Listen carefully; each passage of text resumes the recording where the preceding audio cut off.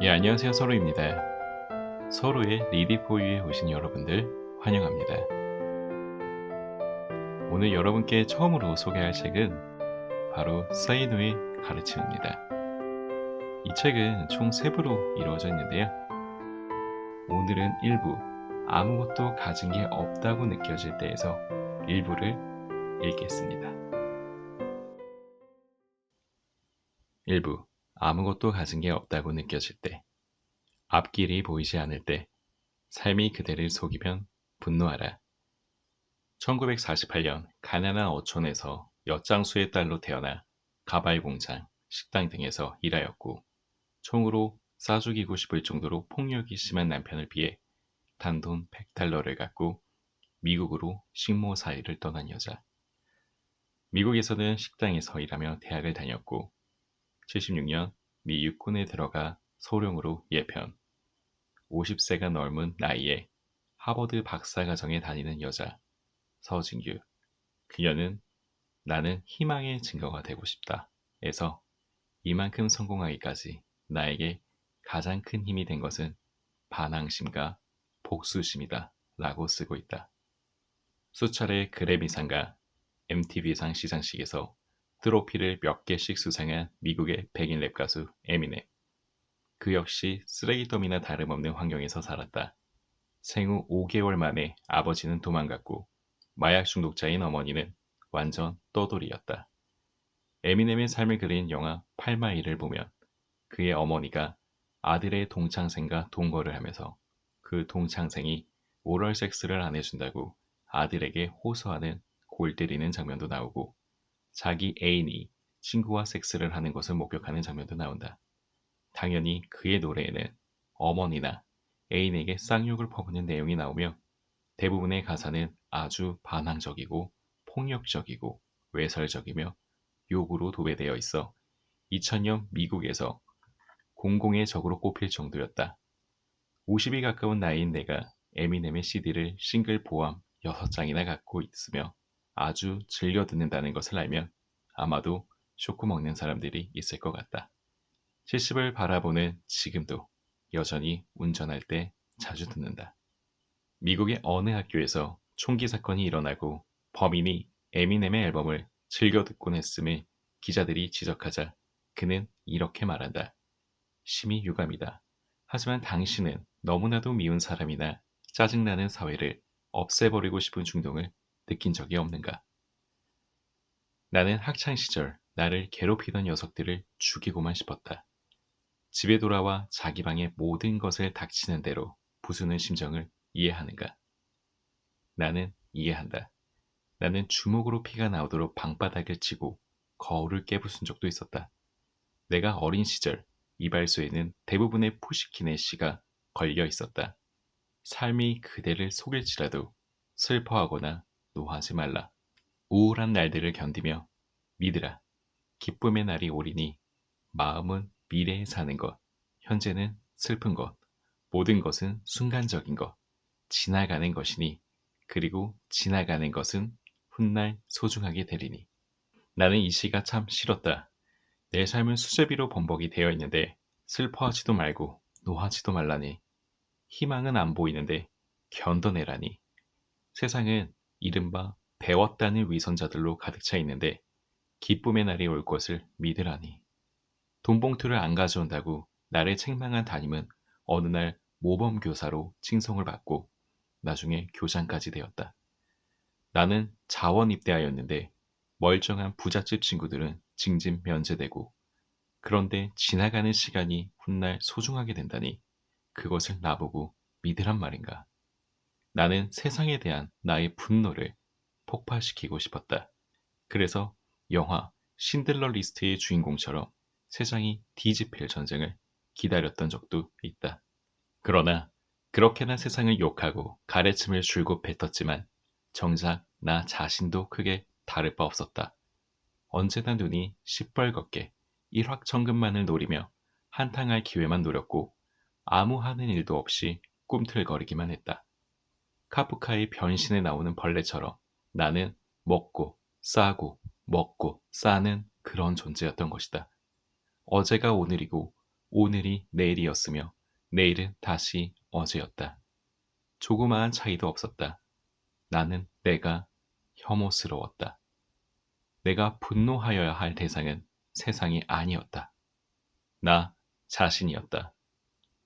나는 혐오스러운 나의 삶이 너무나도 한심하였고 끝내는 저주스러웠을 정도로 스스로에게 분노하였다.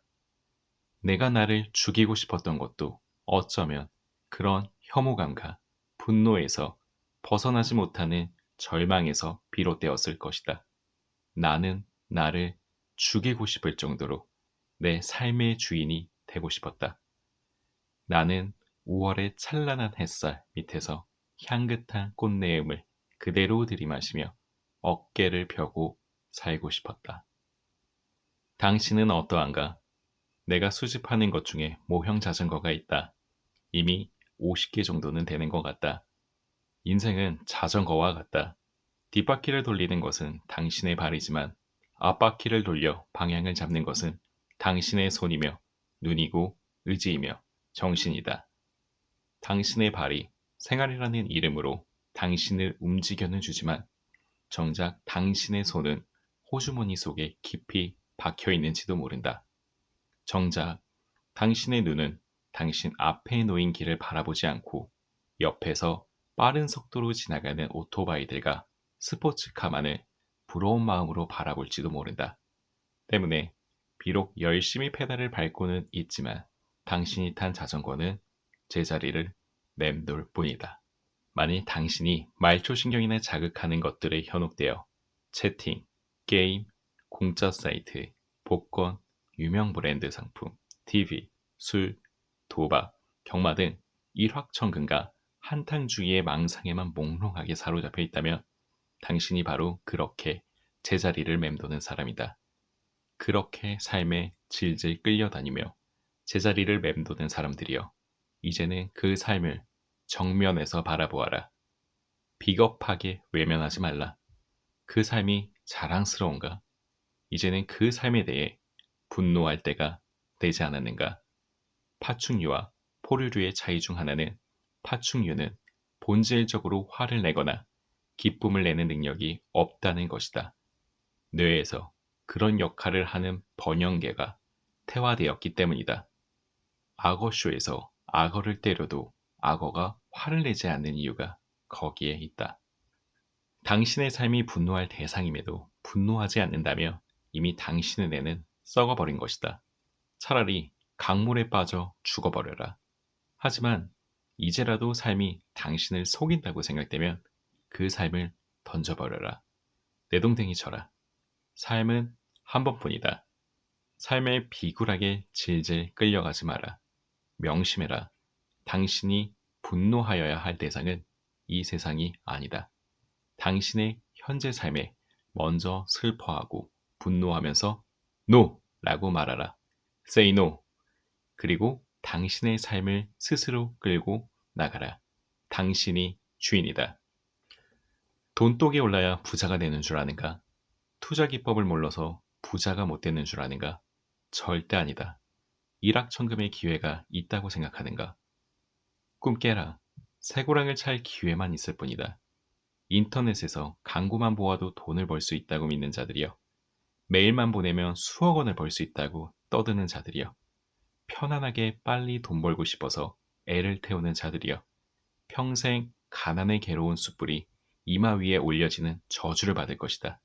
나는 그대들이 한시라도 빨리 그 허황된 몽상에서 깨어나기를 바란다. 피와 땀과 눈물과 시간 없이 무엇을 얻겠다는 것인가? 그럼에도 불구하고 사람들은 그저 물만 부으면 되는 컵라면 같은 순간적인 인스턴트 재테크 지식만 찾는다. 자기가 부자가 되지 못하는 이유가 어떤 투자 기법을 모르기 때문인 것으로 생각하거나 이제에 밟지 못한 때문으로 치부해버린다. 웃기는 소리 하지 말라. 당신 생각대로라면 이른바 재테크 전문가라는 사람들이 모두 부자이어야 하는데 그들의 평균 재산은 다른 직장인들과 크게 다르지 않다.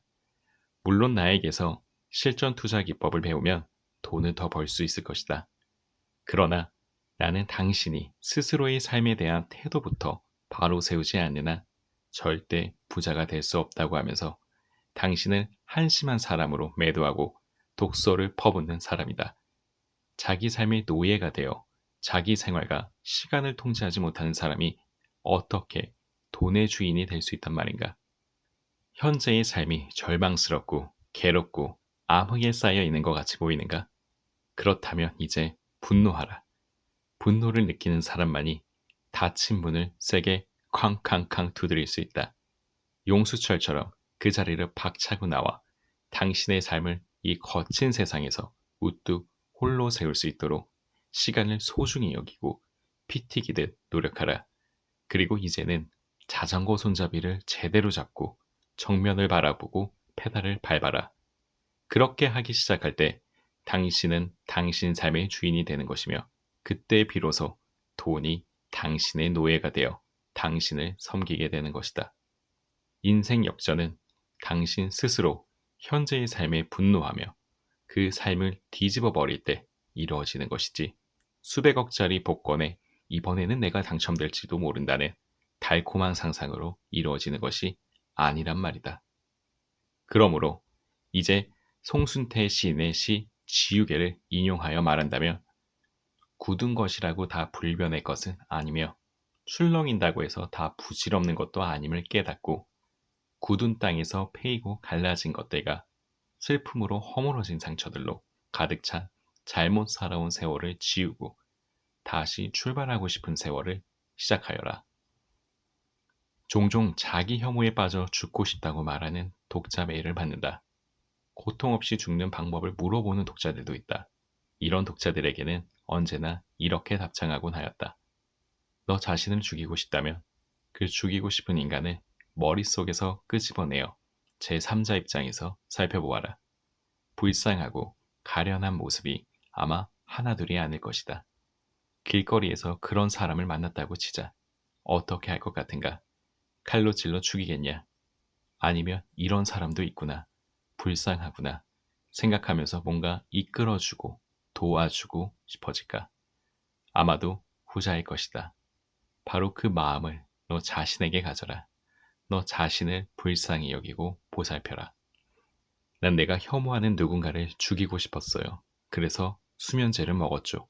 하지만 내 안에 내가 사랑할 수도 있는 다른 베로니카가 존재한다는 걸 모르고 있었어요. 파울로 코엘료의 베로니카 죽기로 결심하다에서 정신병원에 갇힌 베로니카가 간호사에게 하는 말이다. 나는 믿는다. 누구에게나 그 내면에는 그 육체의 주인이 사랑할 수도 있는 그 자신이 존재하고 있다고 말이다. 당신 자신을 당신이 사랑할 수 있는 사람으로 조금씩 바꿔나가라. 삶이 절망스럽지도 않고 괴롭지도 않으며 암흑에 쌓여 있는 것도 아닌 상황 속에서 있는 사람들이 분명 있다. 부잣집에서 태어나 고생이 뭔지도 모르는 채 이미 물려받은 혹은 물려받을 것이 많거나 억대 이상의 연봉을 받고 있거나 장사나 사업으로 자산을 마련하는 데 성공한 사람들 말이다. 이들은 삶에 분노할 거리가 없을 가능성이 큰데 내 글이 얼마나 도움이 될지 모르겠다. 천재 앞에서 주눅들지 말라. 가스보일러에 사용되는 환풍기 부품 등을 생산하는 종업원 50여 명의 중소업체 파워텍. 이 회사가 2000년 1월 리타워 인베스트먼트사에 경영권이 넘어갔다. 리타워 인베스트먼트사의 회장은 불과 31살인 미국계 한인 최유신 회장. 미국 하버드에서 경제학을 전공했고 자딘 플레밍 증권사에서 기업 인수합병 업무를 담당하다 스미스 바니 은행 한국지사를 거쳤으며 98년에 하버드 후배들을 긁어모아 회사를 설립했다. 그의 아버지는 한국 경제계 유명 인사이다. 최 회장은 파워텍의 경영권을 넘겨받자마자 그 회사를 아시아 지역 인터넷 벤처 회사들을 인수합병하는 투자회사 리타워텍으로 탈바꿈한다고 발표했고 리타워텍은 현금 투자는 거의 없이 주식 스왑을 통해 여러 기업들을 인수하면서 지주회사로 변신한다. 그리고 리타워텍은 역사상 최대 규모라고 하는 13억 5천만 달러의 외자 유치 계획을 발표한다. 2000년 7월 21일 13억 5천만 달러, 당시 환율로 약 1조 5천억 원가 해외에서 들어왔지만 그 돈은 불과 3시간 만에 다시 해외로 빠져나갔다. 그 자금은 하루 0.3% 이자를 주기로 하고 3시간 빌린 초단기 외화 자금이었다. 어쨌든 리타워텍의 주가는 2000년 1월 4일 2,415원에서 35일 연속 상한가라는 기록을 세우면서 5월 18일에는 36만 2천 원에 달하게 된다. 누군가 떼돈을 긁어모았다는 말이다. 주가는 얼마 후 곤두박질쳤고 2001년 금감원에서 검찰에 수사 의뢰하고 어쩌고 하였지만 주목할 만한 특별한 일은 일어나지 않았다. 나는 리타워텍 관련 기사를 보면서 참 대단한 천재들이라는 생각을 떨칠 수 없었다.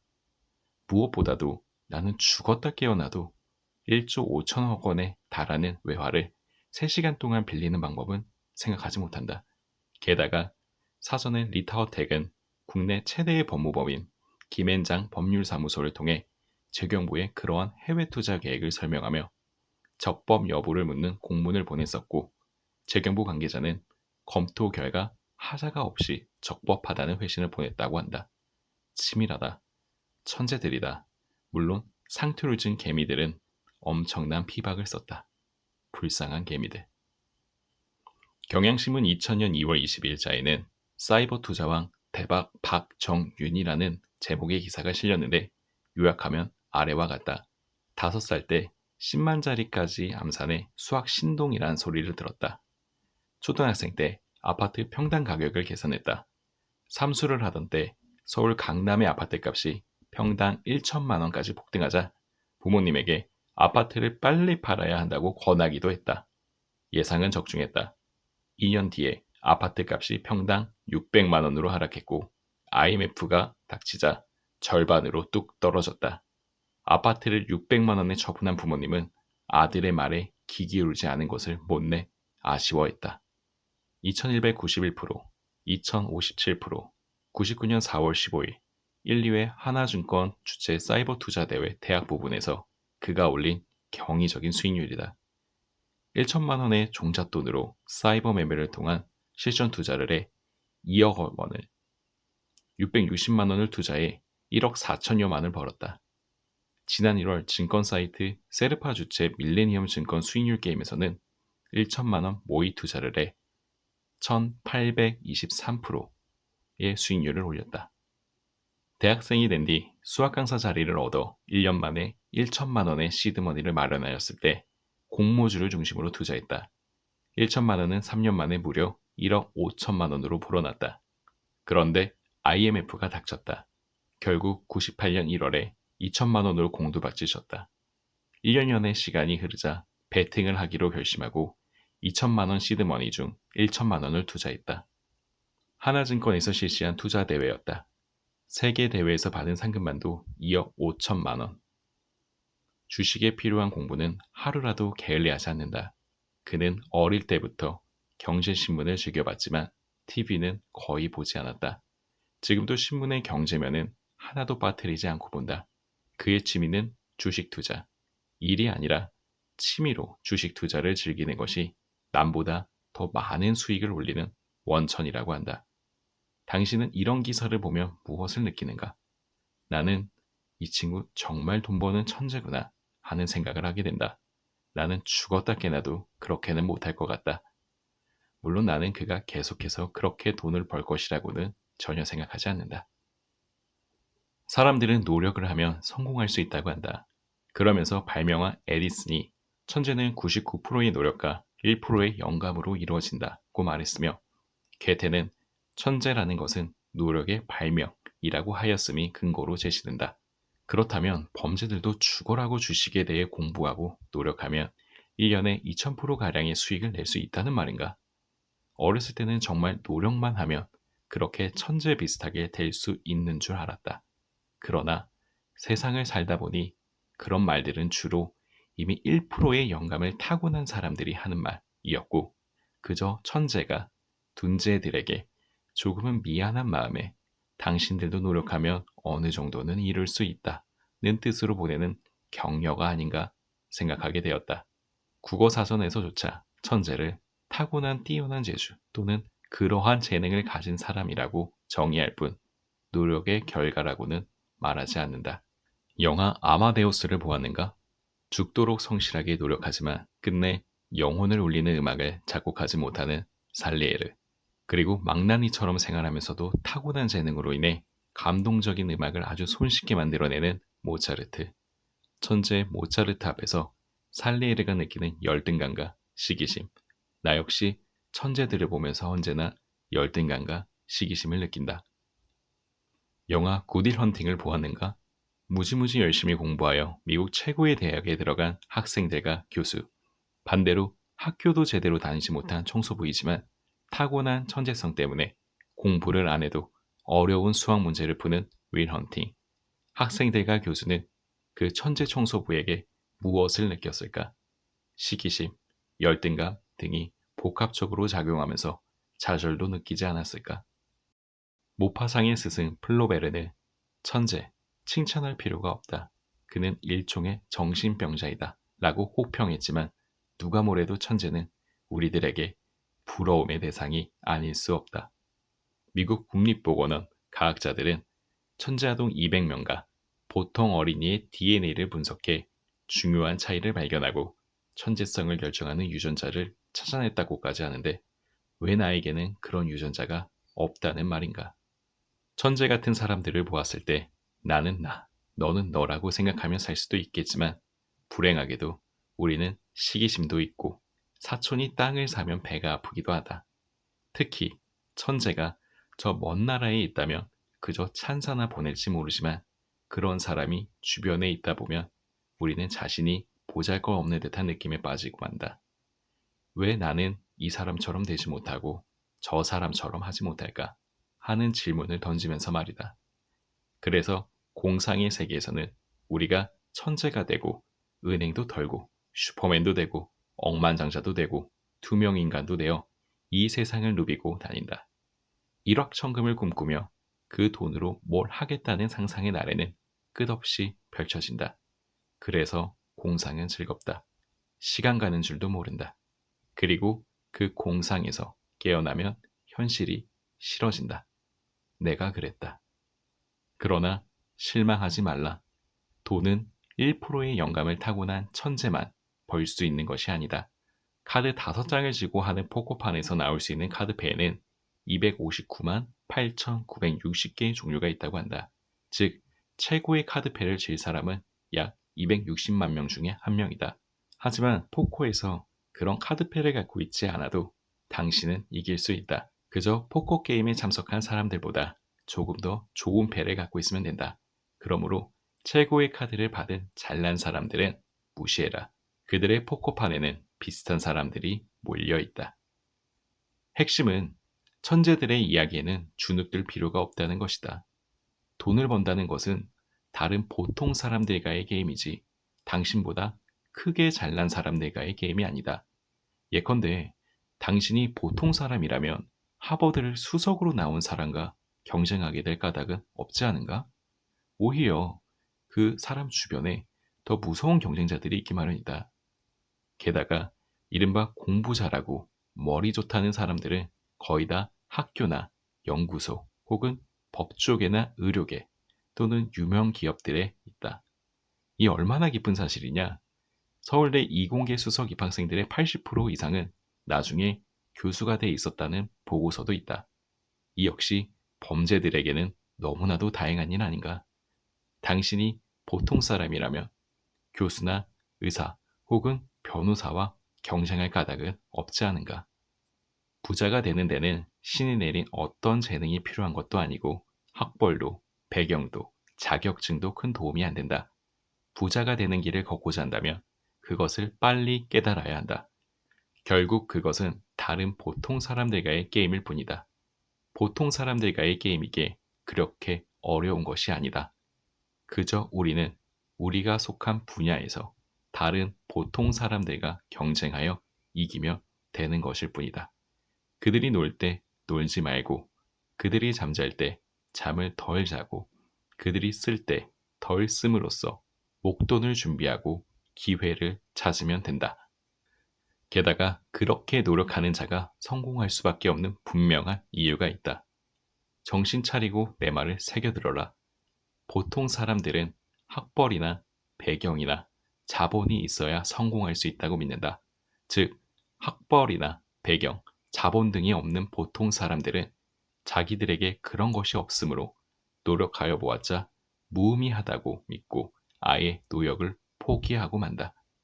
현재의 위치에서 미래를 미리 계산하여 보고 미리 포기하는 그런 사람들이 당신 주변 사람들이며 그들은 그저 일확천금을 꿈꾸면서 연예인이나 정치인, 스포츠 선수들, 컴퓨터 게임, 채팅, 명품 브랜드, 경마 등에 무지 관심이 많다. 당신이 하는 게임은 바로 그런 사람들과 하는 것이다. 기억하라.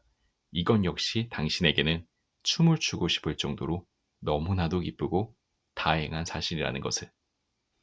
이것은 마치 전쟁터에서 당신의 적군이 더 이상 싸울 생각을 갖지 않고 총을 내려놓은 것이나 마찬가지이다.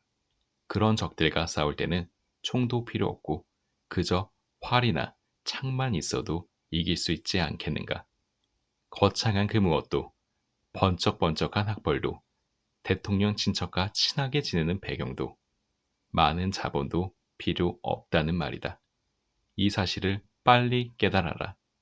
미래의 결단, 자본주의 이후의 사회 등으로 우리에게 잘 알려진 미국 미래학의 거두 피터 드러커 역시 높은 성과를 올리는 생산적인 사람, 끊임없이 혁신을 꾀하면서 계속 발전하는 사람, 다른 사람에게 영향을 미치는 비중 있는 사람, 그런 사람이 되는 길은 오직 지속적인 관리와 노력밖에 없다고 말한다. 나도 그의 말에 동의한다. 부자가 되는 데 있어서의 경쟁자는 천재가 아니라 결국은 자신의 의지라고 하는 이 지극히 간단한 사실이 독자들 마음속에 각인되기를 바란다. 추신, 엄청난 부자들의 신화 같은 이야기에 초라해할 필요도 없다. 특히 아무개 경영자가 보유하고 있는 주식이 총액이 얼마라는 등의 기사는 전혀 믿을 것이 못 된다. 회사의 경영권을 유지하려면 일정 수의 주식은 계속 보유하고 있어야 하고 그것을 팔아버린다면 경영권을 잃게 된다. 즉, 환전성이 약하다. 게다가 주식 가격이 정찰가로 매겨져 있는 것도 아니다. 비상장 회사 주식인 경우에는 그 가치를 자기 마음대로 부풀릴 수 있다. 예를 들어 내가 어떤 미공개 회사의 주식을 많이 갖고 있다고 치자. 그리고 이 회사의 미래 가치를 5천억 원이 된다고 뻥을 튀기면 내 자산은 졸지에 수천억도 되고 1조 원도 되게 된다. 그러나 미래 가치라는 것은 순전히 말 만들기 나름이다. 시장에서 평가받지 않은 주식의 가치는 아무것도 모르며 그것마저도 현금화되기 전까지는 실제 총액을 모른다. 대부분의 보통 사람들은 부동산이나 주식, 가상화폐에 대해 모른다. 그래서인지 그쪽으로 떼돈을 번 사람이 있다고 하면 귀를 쫑긋거리고 관심을 갖는다. 문제는 자기 학습을 통해 배우려고 하는 게 아니라 떼돈을 벌었다는 사람들의 투자 조언을 우선시하며 따라하려고 한다는 데 있다. 대원칙. 자기가 얼마나 부자인지 보여주려고 가시하는 연놈들은 절대 믿지 말라. 부동산 고수로 알려진 연놈이 임장 비용으로 수십, 수백만 원 내라고 하는 거. 그 연놈이 당신 돈으로 부자 되고 싶어 하는 거다. 스트레스의 뿌리를 없애라. 미국 잡지 직업 등급 편람에 의하면 미국의 2000년도 인기 직업 순위에서 대통령이 167위로 나타났다. 이는 대통령이 과다한 스트레스를 받기 때문이라고 하는데 이 잡지는 매년 노동부와 통상단체들의 자료와 전화조사 등을 토대로 250개 직업의 순위를 매기고 있다. 인기 직업 순위 1위는 1999년 17위였던 전문재산 관리자가 차지했으며 가장 호감도가 낮은 직업은 어부인 것으로 조사됐다. 99년 1위였던 컴퓨터 웹마스터는 2위로 떨어졌다. 교사는 119위, 경찰관은 202로 나타났는데 낮은 임금과 열악한 근무 여건이 주 원인이라고 한다. 하지만 스트레스를 받지 않는 직업이 있을까? 암치료 전문 의사들은 암 정복을 위한 필수 요소들 중에 하나로 스트레스를 줄이라고 이구동성으로 조언한다. 그들은 스트레스가 인체의 면역력을 떨어뜨리며 스트레스는 욕망으로부터 비롯되는 것이므로 욕망을 줄이라고 충고한다. 또한 화를 내면 우리 몸의 면역 기능을 저하시키는 스트레스 호르몬이 분비되는 반면에 웃음은 우리 몸의 방어 능력인 면역력을 향상시킨다고 한다. 그래서 하루에 한 번은 크게 웃으라는 것이 그들의 충고이다. 그렇다면 스트레스 해소 방안을 제시하여 준다는 정신과 의사들은 스트레스를 받지 않을까? 내가 보기에는 그들도 엄청난 스트레스에 시달리는 것 같다.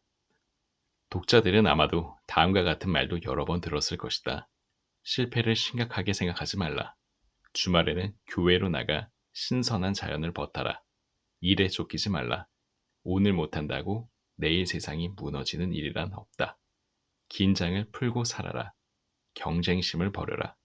그들은 그들이고 당신은 당신이다. 실력과 능력이 다가 아니다. 인생은 결과가 아니라 과정이 중요하다. 건강을 생각하며 운동을 하라.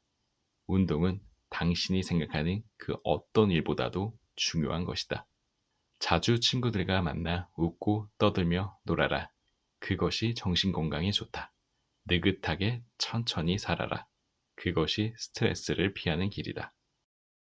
독일 풀다의 한 대학에서 건강학을 가르치고 있는 페터 악스트 교수 역시 내과 의사인 딸과 함께 쓴 게으름의 즐거움에 관해 라는 책에서 마라톤을 하는 대신 해먹에 누워 빈둥거리거나 스쿼시를 하는 대신 낮잠을 자는 사람이 더 오래 살 수 있다고 주장한다. 그는 직업상 받게 되는 스트레스에서 벗어나 장수하는 비결을 목표를 정하지 않고 게으름을 피우는 것이라고 말한다. 그는 심지어 너무 일찍 일어나면 온종일 스트레스를 받게 된다며 일찍 일어나는 것에 대해서도 비판했다. 그러나 독자들이 이런 조언에 충실히 따르며 살아간다면 장담하건대 몇 년 후에 건강한 신체를 갖게 될지는 모르겠지만 아마도 하고 있는 일은 망한 지 오래이거나 아니면 직장에서 이미 해고되어 구직 이력서를 서너 통 언제나 준비하여 갖고 다니는 몸 튼튼한 실업자가 되어 있을 것이다. 그래도 건강이 최고라고? 건강을 잃으면 모든 것을 다 잃는다고? 맞는 말이기는 하지만 그렇다고 해서 건강을 지키면서 모든 것을 다 갖게 된다는 말은 아니지 않는가. 문제의 핵심을 살펴보자. 왜 스트레스가 생기는가? 어떤 문제가 발생하기 때문이다. 그 문제는 어디서 발생하는 것인가? 일이나 인간관계에서 발생한다. 스트레스는 일이나 인간관계에서 발생한 문제가 풀리지 않아서 생기는 것이다. 왜 문제가 안 풀리는 것일까? 푸는 방법을 모르기 때문이다. 왜 모르는가? 책도 안 읽고 공부도 안 하기 때문이다. 왜 공부를 스스로 안 하는가?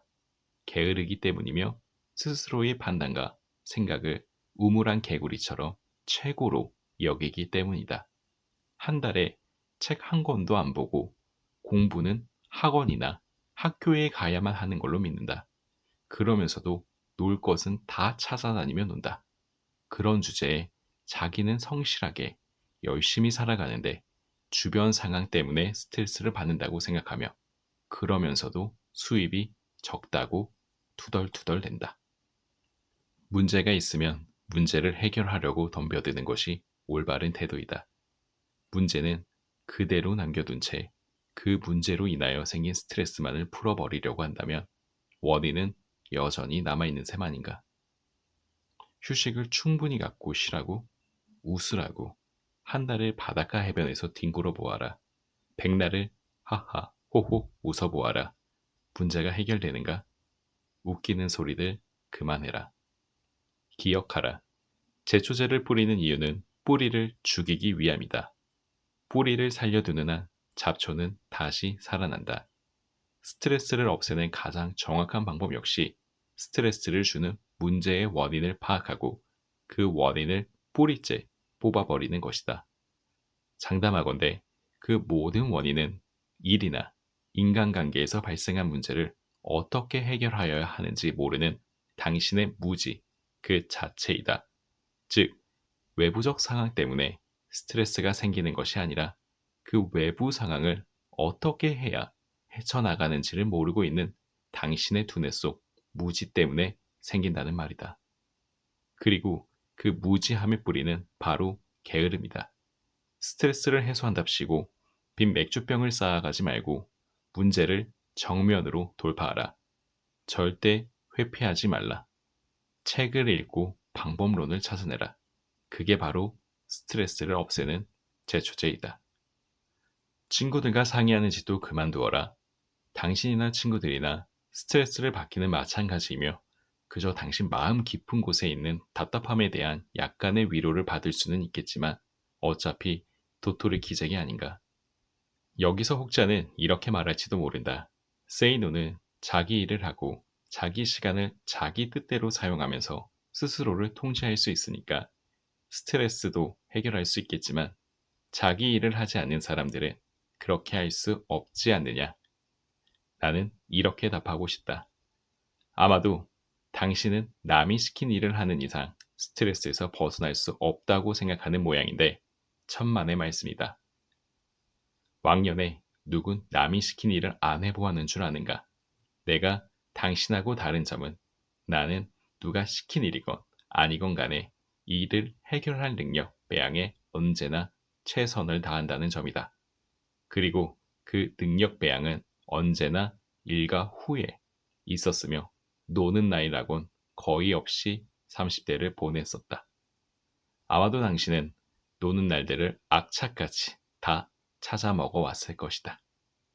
독자들이 보내온 메일 중에는 직장 내 인간관계에서 오는 스트레스를 호소하는 경우들도 있다.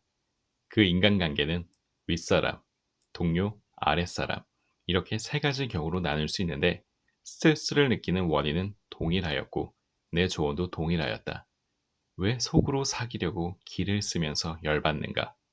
상급자, 하급자 관계없이 당신이 느끼는 것을 뜸들이지 말고 술 먹지 말고 커피 한 잔 같이 하면서 내게 보냈던 메일 내용 그대로 솔직히 이야기하여라. 이때 반드시 상대방이 하는 말로 인내심을 갖고 경청하려라. Fuck you money를 봐라. 574쪽 참조. 결국 스트레스는 문제를 해결하면 없어지는데 아무리 방법을 모색하여 보아도 해결책이 보이지 않을 때가 있을 것이다. 나는 독자들이 생각하는 수준보다 훨씬 더 많은 문제들에 부딪히며 살아왔고 지금도 그렇게 살고 있으므로 나에게는 그런 경우가 상당히 많이 있지 않았을까. 하지만 침대에 누우면 5에서 10분 안에 그것도 에스프레소 커피를 하루에 15잔 정도 마시지만 잠이 든다. 풀지 못한 문제가 거의 없었기 때문이다. 그 비결은 무엇일까? 20여 년 전 글을 썼을 때도 이것을 얘기할까 말까 망설였는데 과연 사람들이 내 말을 이해할까 싶어서였다. 나는 종종 사람들에게 Life is a process of solving problems. 인생은 문제들을 해결해 나가는 과정이다. 라고 말하곤 했다. 영어로 그 말을 구글에 검색하면 문제를 어떻게 해결하여 나가는지를 이론적으로 장황하게 늘어놓은 자료들이 쏟아져 나올 텐데 예를 들어 말한다면 문제의 핵심을 분석, 파악하고 다른 해결책들은 없는지 모색하면서 가장 좋은 것을 선택한 후 보완하며 해결한다는 식이다. 내가 볼 때 그런 말들은 뜬구름 잡는 이론에 불과하지만 딱 하나 마음에 드는 말이 있었다.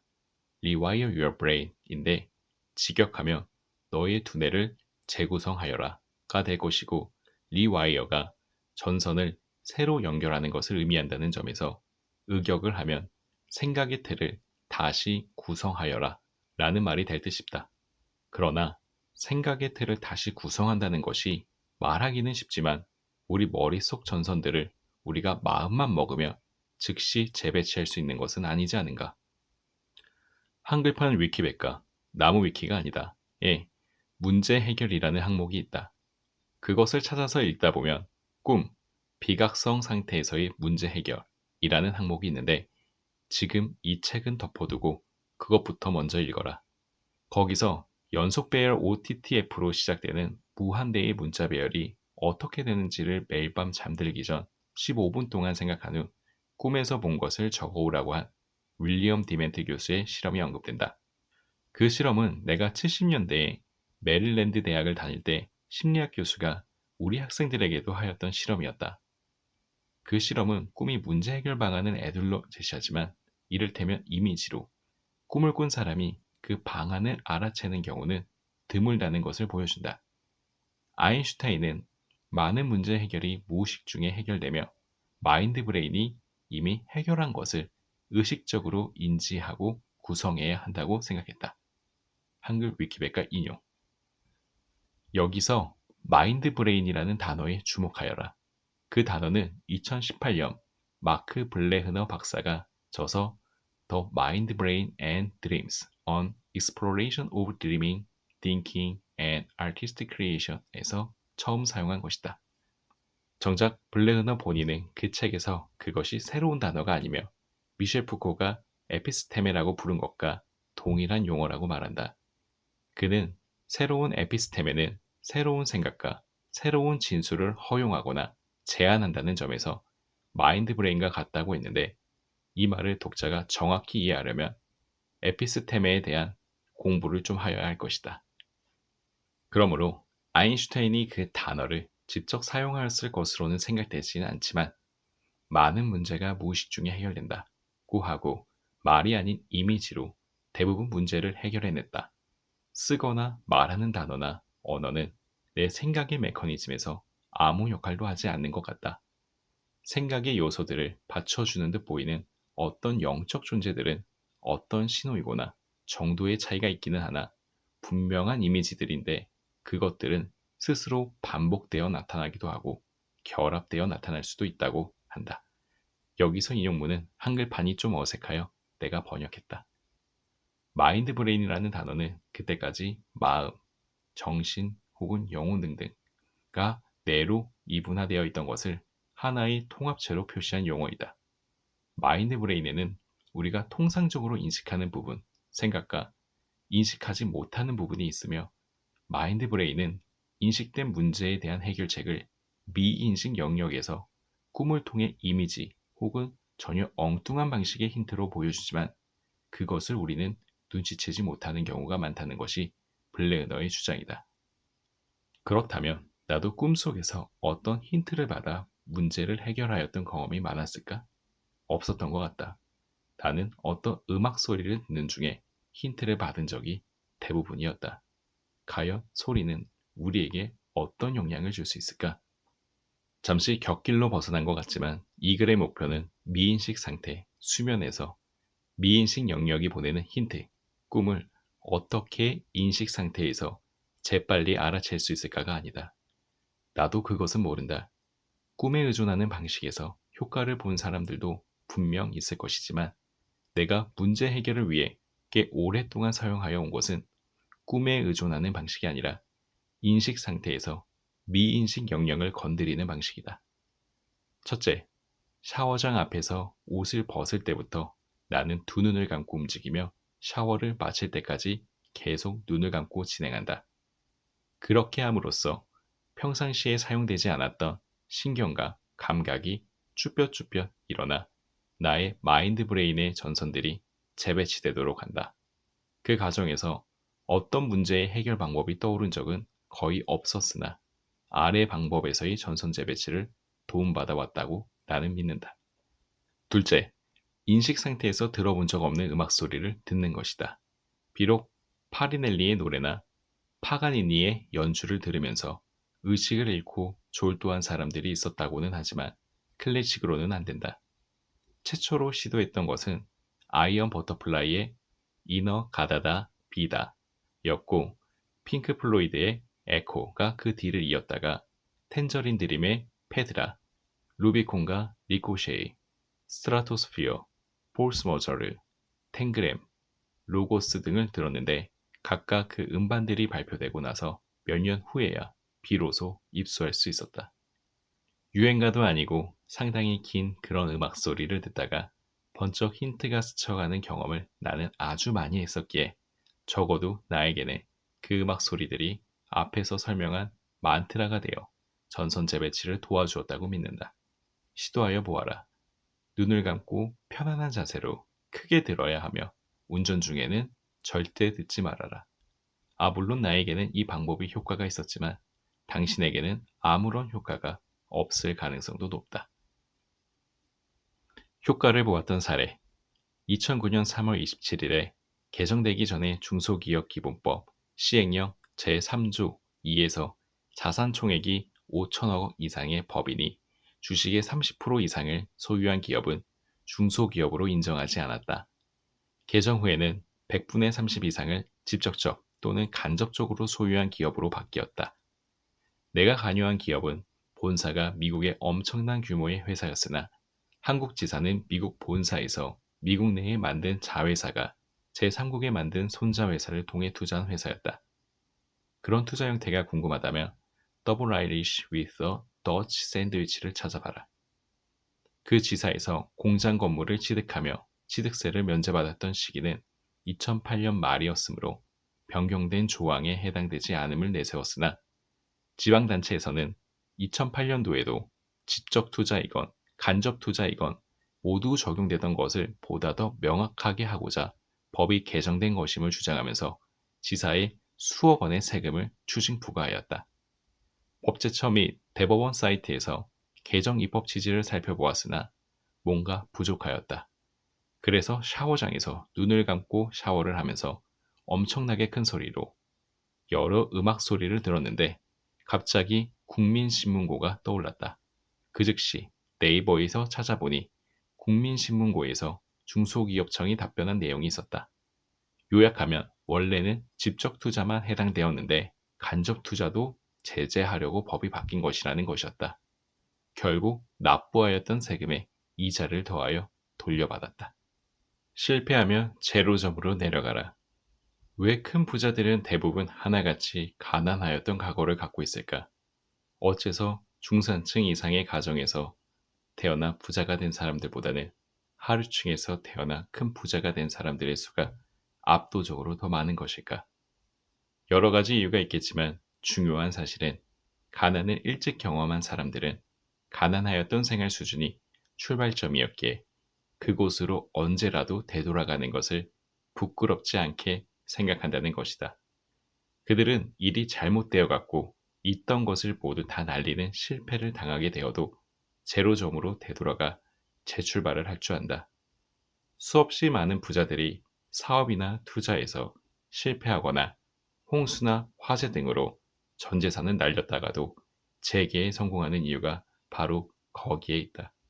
그러나 중산층 이상의 가정에서 자라난 사람들은 대부분 그런 어려움이 닥칠 때 제로점으로 가려고 하지 않는다.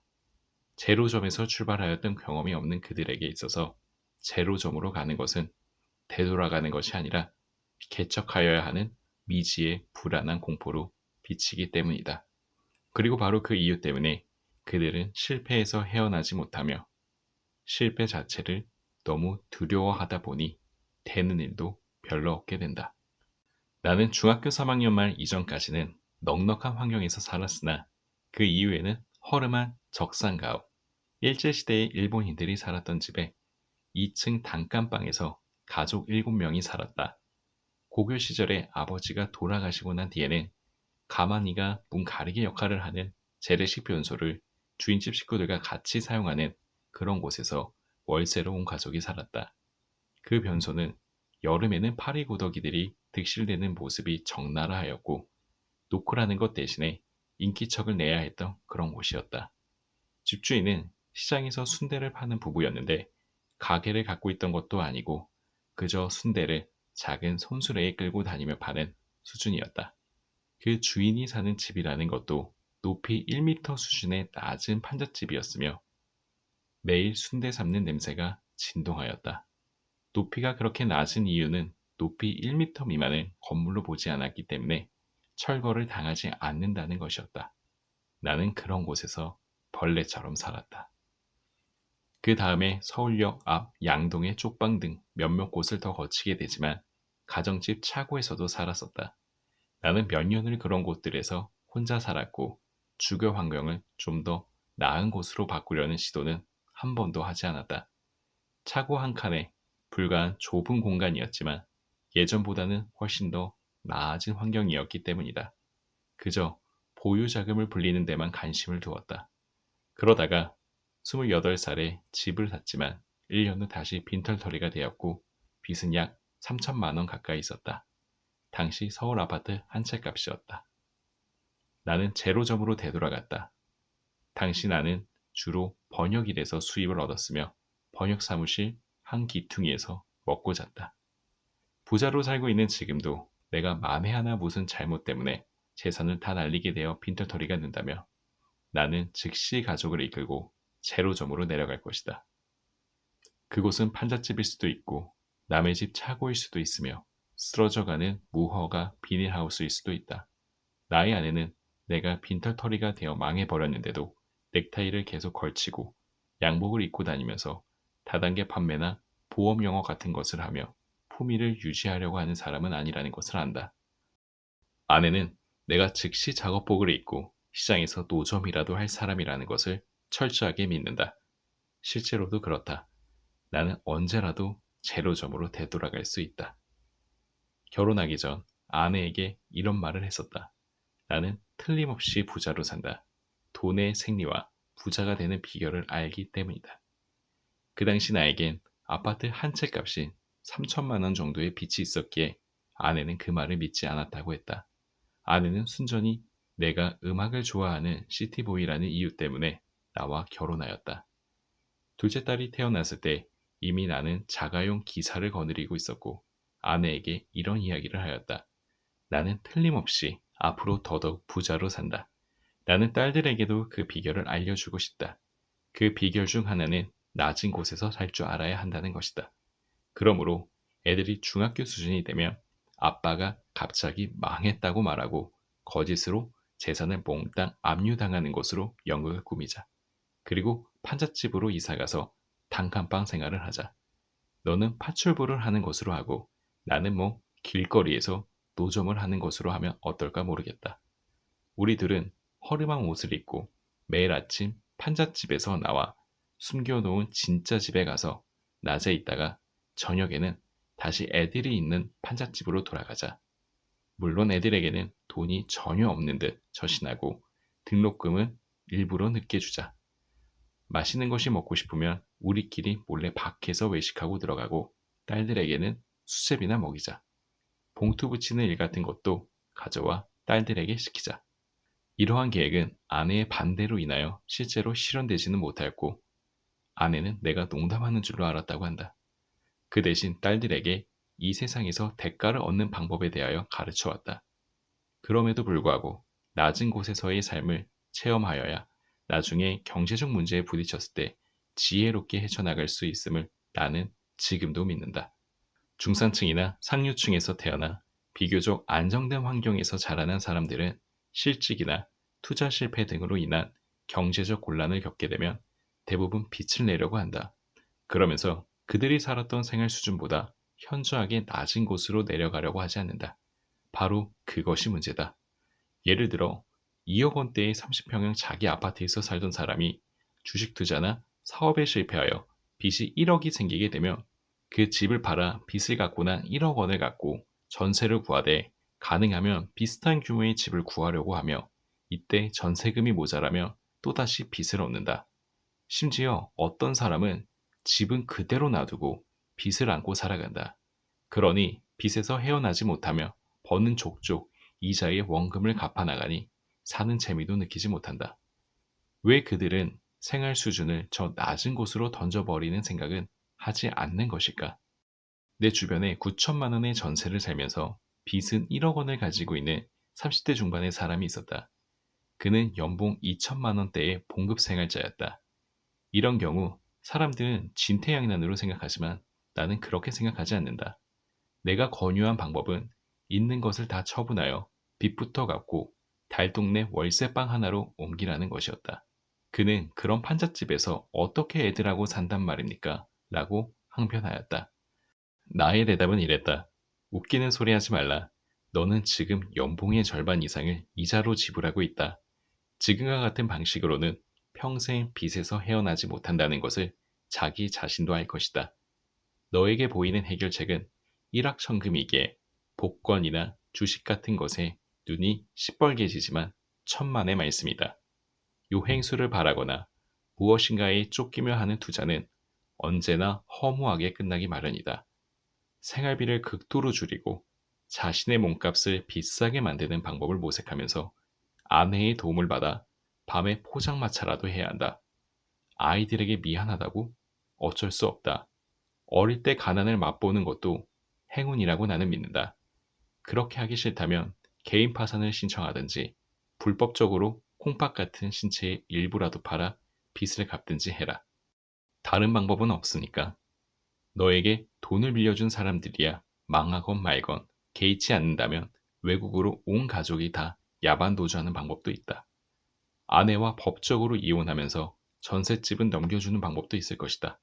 그 경우에는 월급 압류가 들어올 것이므로 직장은 그만두고 세금 안 내는 다른 일을 해서 생활비를 벌어 몰래 가족에게 전달해라. 외국에서 살 자신은 없고 이혼은 아내가 반대할 것입니다. 또 다른 방법은 없으니까? 글쎄다. 술 한 방울 먹지 말고 아주 예리한 면도칼 하나를 사고 가족 사진을 앞에 놓아라. 그리고 그 사진을 바라보면서 거울 앞에 서서 네 목에 흐르는 핏줄 바로 위에 칼을 갖다 대라. 너야 죽으면 그만이지만 네 가족은 너를 평생 패배자로, 도망자로 기억할 것이다. 그 점을 명심해라. 그래도 죽고 싶다면 대져버려라. 그러나 죽은 뒤 그런 식으로 기억되고 싶지 않다면 죽을 각오로 처음부터 빈손으로 다시 시작해라. 판잣집으로 가서 월세살이를 하란 말이다. 5년만 지나면 모두가 너를 자랑스럽게 생각할 것이다. 왜 재산을 갖고 이민을 간 사람들보다는 빈털터리로 이민을 간 사람들이 그 낯선 땅에서 성공하는 경우가 더 많은가? 밑바닥에서 아무것도 없이 닥치는 대로 아무 일이나 하면서 그곳 사람들의 눈으로 보기에는 아주 낮은 생활 수준으로 살아가며 돈을 모았기 때문이다. 제로점에서 살게 되면 모든 것이 플러스의 희망으로 쌓여만 간다. 돈이 쌓이고 희망이 쌓여간다. 빚이 있는데도 삶의 질과 품위를 유지하려고 되면 그 빚을 갚아야 하기 때문에 돈은 쌓이지 않고 희망은 갉아먹힌다. 마이너스의 희망뿐이다. 그것이 절망이다. 나는 외국인 직원들을 상대로 강의할 기회가 과거에 종종 있었는데 강의 중에 스크래치라는 단어를 즐겨 사용하였다. 긁어서 내는 흠집, 긁다, 흠집을 내다라는 뜻인데 지운다는 뜻도 있다. 운동 경기에서 땅에다 선을 그으면 출발선이 되기 때문에 출발선, 출발점이라는 뜻도 있으며 스크래치 어롱은 근근히 살아가다. from scratch는 출발점에서 맨 처음부터 무에서 라는 의미이며 스크래치 업은 돈 같은 것을 긁어 모으다, 푼푼히 저축하다 라는 뜻이다. 미국 속어에서는 돈이라는 뜻도 있다. 내가 말한다. 경제적으로 실패하였다며 저 아래 낮은 곳으로 내려가라. 체면 때문에 그렇게 하지 못한다고? 그 체면에 흠집을 내라. 출발점을 저 낮은 곳에 다시 그어라. 당신이 놓치려고 하지 않는 생활 수준이라는 것을 지워버리고 새로운 출발점에서 무에서 근근히 살아가면서 돈을 모아라. 그러면 돈이 쌓이게 된다. 이것이 실패로부터 탈출하는 비결이다. 스크래치하라. 코로나 사태가 1년 넘게 계속되었을 때 나 자신은 피해를 본 것이 없기에 동창회에 생활이 어려운 동기들이 있으면 내가 좀 도와주겠다고 하였다. 얼마 후 수십 명의 명단과 계좌번호를 받았으며 1인당 100만 원씩을 보내주었다. 그런데 후에 알고 보니 생활이 어려운 게 아니고 제주도로 놀러 가거나 골프 모임에 참석하는 등의 비용이 없어서, 즉 용돈이 궁하여 신청한 놈들이 절반 이상이었다. 썩을 놈들 같으니라고. 이른바 헬리콥터 머니로 생각하였던 것일까? 미래를 미리 계산하지 마라. 19세기 말 프랑스의 사회학자 에밀 디르켐은 자살론에서 자살을 세 가지 유형으로 구분하였다. 자신이 속한 사회 집단에 통합되지 못했기 때문에 소외감이나 우울증으로 하게 되는 자살, 이기적 자살. 자신이 속한 집단에 지나치게 융합, 결속되어 집단을 위해 희생적으로 하는 자살, 이타적 자살.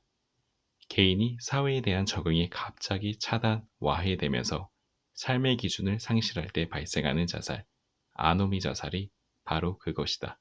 그러나 대부분의 자살은 아마도 이기적 자살과 아노미 자살이 혼합된 것인 듯 싶다. 자살에 대한 이야기를 서두로 꺼낸 것은 내가 20대 초에 그런 경험을 3번 겪었기 때문이다. 약을 먹기도 했지만 며칠 후 깨어난 적도 있고 손목에 면도칼을 깊게 긋기도 했는데 깨어보니 병원 응급실이었고 그 덕에 정부에서 운영하는 정신병원에 강제로 보내지기도 했다. 혹시라도 세이노 행세를 하며 사기치는 놈이 있을지도 모르겠다. 나에게는 왼쪽 발목에 길이 6cm, 4cm짜리 칼자국 2개가 나란히 있다. 면도칼로 그었더니 피가 졸졸 흘러 다시 꽉 그었기에 칼자국이 2개가 되었다. 그걸 확인하면 된다. 우울증에 걸렸던 건 아니냐고? 그랬던 것 같다. 내가 극단적으로 우울해진 사건은 군 제대 후 압구정동에서 일어났다. 우연히 그곳을 부잣집 여자친구와 지나가다가 그녀에게 물어보았다. 너는 결혼 후 어떤 곳에서 살고 싶으냐고 말이다. 그녀의 대답은 얼마 전 결혼한 막내 언니가 20몇 평에서 사는데 좀 좁게 느껴지므로 자기는 30평 정도가 되면 좋겠다는 것이었다. 나중에 그 동네 아파트 가격을 알아보았더니 30평형은커녕 가장 작다는 20몇 평형 아파트의 전세조차도 나로서는 평생 못 가질 것이었다. 남산 꼭대기에서 바라볼 때 수없이 널려있는 그 아파트들 중 정말 단 하나라도 내 것이 되는 일은 정말 영원히 불가능해 보였다.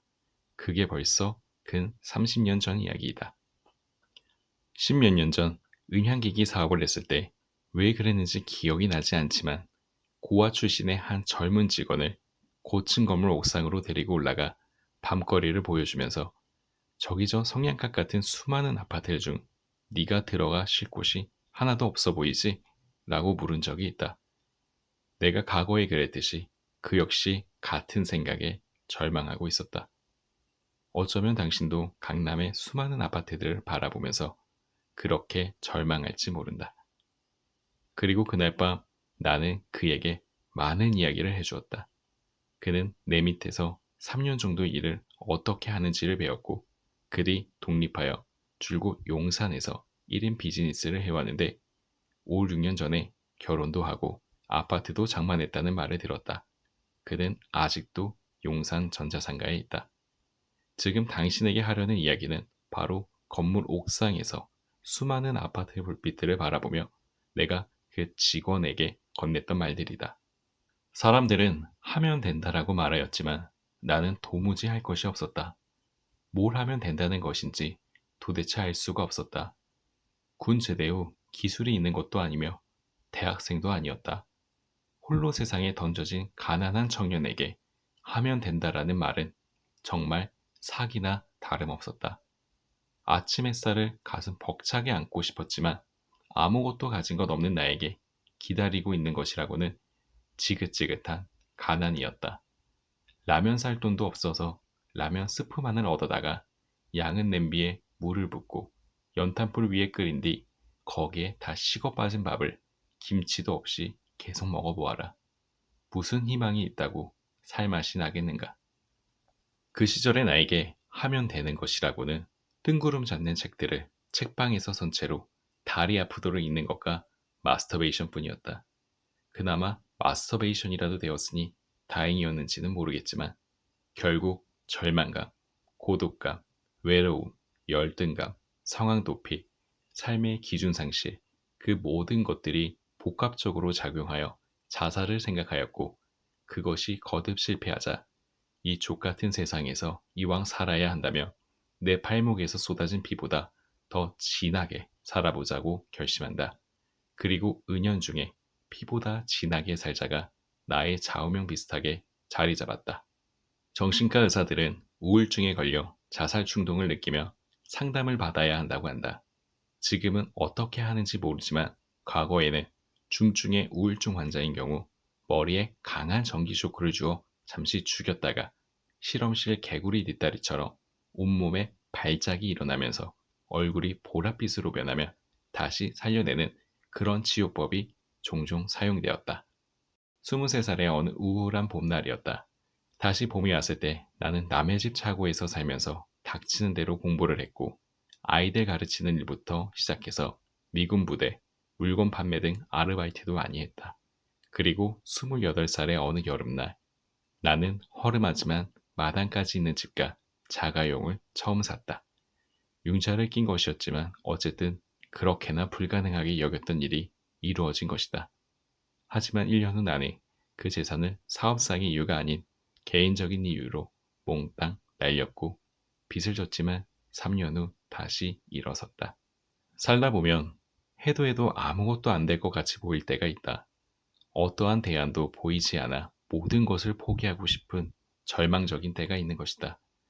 현실에 대한 실망, 좌절이 절망 속에서 계속 쌓이면 자살의 유혹을 느끼기도 한다. 그러한 경우 자살은 함부로 저지르는 무의미한 행동이 아니라 오히려 개인이 처한 고통이나 위기 상황, 상실감 등으로부터의 탈출구로 잘못 여겨지기도 한다. 나도 그렇게 오해했었으니까. 그러나 로버트 슐러는 절벽에서 떨어지고 있는 상황일지라도 아무것도 할 수 없는 것은 결코 아니라고 한다. 떨어지고 있으므로 하늘을 향해 날아볼 수는 있지 않느냐는 것이다. 나 역시 그렇게 떨어지던 중 비쩍 마른 두 팔로 온 힘을 향해 세상 속으로 날개짓을 시작하였을 뿐이다. 추락하는 것에는 날개가 있다라는 말을 그래서 나는 좋아한다. 절망을 겪어보지 않은 사람은 그런 날개짓을 할 줄 모른다. 다행스럽게도 절망의 골짜기에는 밑바닥이 없다. 아무리 깊이 떨어져도 우리를 산산조각으로 부서뜨릴 절망이란 이 세상에는 없다는 말이다. 우리를 파괴시키는 것은 우리 자신일 뿐이다. 마약 중독자들의 일상을 그린 영화 트레인 포스팅에서 주인공 마크 렌트는 이렇게 말한다. 삶을 선택하라.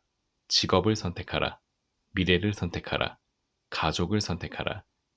빌어먹기 큰 텔레비전을 선택하라. 세탁기, 자동차, CD 플레이어, 전동식 깡통 따개를 골라라. DIY 제품을 고르고 일요일 아침마다 교회에 나가 회개하는 삶을 선택하라. 빌어먹을. 하지만 내가 왜 그런 것을 원해야 하지? But why would I want to do a thing like that? 렌트는 평범한 사람들의 평범한 삶을 비웃는 듯 보이지만 그의 독백 속에는 학벌이나 돈, 능력도 없으므로 평범하게 살려야 살 수도 없지 않느냐는 절망이 근저에 깔려 있다. 그는 대안으로 마약을 선택하였을 뿐이다. 트레인 포스팅은 영국에서 기차가 처음 생긴 지 얼마 되지 않았을 때 생긴 말로 사람들이 기차역 플랫폼에 모여 역으로 들어오는 기차의 번호를 맞히는 게임을 뜻한다. 이 영화의 극작가 존 호지는 이런 게임을 하는 사람들, 즉 트레인스포터는 혼돈으로 가득 찬 세상에서 무엇인가를 바로 잡아야겠다는 행동 양태를 가진 사람을 일컫는 것일 수 있으며 이는 영국 젊은이들뿐만 아니라 현재를 사는 모든 젊은이들의 모습이라고 하였다. 결국 트레인스포팅은 삶은 우리에게 달려오지만 우리는 삶의 번호를 알지 못하며 다만 번호를 맞히는 게임을 할 뿐이라는 의미를 던져준다. 우리는 왜 절망을 하는 것일까? 미래의 상황을 현재의 처지에 비추어 미리 계산하기 때문이다. 지금 인류대를 못 다닌다고 해서 10년 후에 성공하지 못할 것이라고, 지금의 빚을 5년 후에도 못 갚을 것이라고, 지금의 봉급으로는 평생 남들처럼 못 살 것이라고 미리 계산하여 체념한다. 지금 가난함으로 평생 가난하게 살 것이라고 미리 계산기를 두들겨 대면서 미래의 삶에 절망적인 번호를 매기고 만다. 내가 그랬듯이 말이다. 하지만 지금 상황이 이러저러하므로 5년 후, 10년 후에도 이러저러할 것이기에 희망이 없다고? 너무 계산이 빠른 것 아닌가? 점쟁이도 자기 미래는 모르는데 어떻게 감히 신의 영역인 미래를 스스로 투시하고 미리 계산할 수 있다는 말인가? 부자가 되려면 미래 방정식에 지금의 처지를 대입하면 절대, 절대, 절대, 절대 안 된다. 결코 그런 짓을 하지 말라. 트레인 포스팅 게임처럼 우리에게 달려오는 삶의 번호는 아무도 모르기 때문이다. 옛날 춘추전국 시대의 중국에는 논두렁에서 군사를 일으켜 일약 군왕이 된 자가 있는가 하며 시장거리에서 춤추던 무희가 하루아침에 왕후가 되는 일도 비일비재하였지 않은가. 노래 Don't Cry for Me 아르헨티나의 주인공 에바 페론 역시 술집 종업원에서 아르헨티나 대통령의 영부인이 되지 않았던가. 그렇게나 절망적이었던 내가 부자로 살 것이라고는 누구도 생각하지 못한 일이었다. 흔히 이야기하듯 사람 팔자 시간 문제이다. 그러므로 미래를 미리 계산하여 절망하는 어리석음을 버리고 그저 이 순간부터 당신의 미래 언젠가에 무슨 일인가가 새로 일어날 수 있도록 책을 읽고 지식을 축적하라. 절대로 내가 이걸 배워서 어디에 써먹겠어. 내가 이렇게 한다고 해서 무슨 소용이 있겠어. 하는 따위의 생각은 추호도 갖지 말라. 그건 역시 미래 방정식에 현재의 시간을 대입시키는 어리석은 짓이며 패자들이 즐겨 사용하였던 핑계에 지나지 않는다. 단 조건이 있다. 뭘 배우든지 간에 뭘 하든지 간에 미친 듯이 피를 토하는 마음으로 제대로 하여라. 그렇게 할 때에야 비로소 미래는 그 암흑의 빗장을 서서히 열어주기 시작할 것이며 조만간 그 빗장 너머에서 비치는 강렬한 태양빛 아래에서 당신은 감격의 눈물을 흘리게 될 것이다. 이미 그렇게 몇 년째 살아왔음에도 변화가 없다며 당신은 그저 삶의 번호를 잘못 찍는 바람에 길을 잘못 들었을 뿐이다. 그 잘못된 길에서 절망하지 말고 빨리 깜빡이를 켜고 길을 바꾸어라. 내 말을 믿어라. 거기서 새 삶이 무섭도록 빠르게 달려온다. 정말로 그렇게 되느냐고? 수많은 사례가 있지만 하나만 이야기하자. 신문에 칼럼을 기고할 당시 절망감이 가득 찬 독자로부터 메일을 계속해서 받았다. 이른바 괜찮다는 대학의 인문학과를 나왔지만 이혼하여 혼자가 된 상태에서 뚜렷한 기술이나 직업도 없는 30대 초의 독자였다.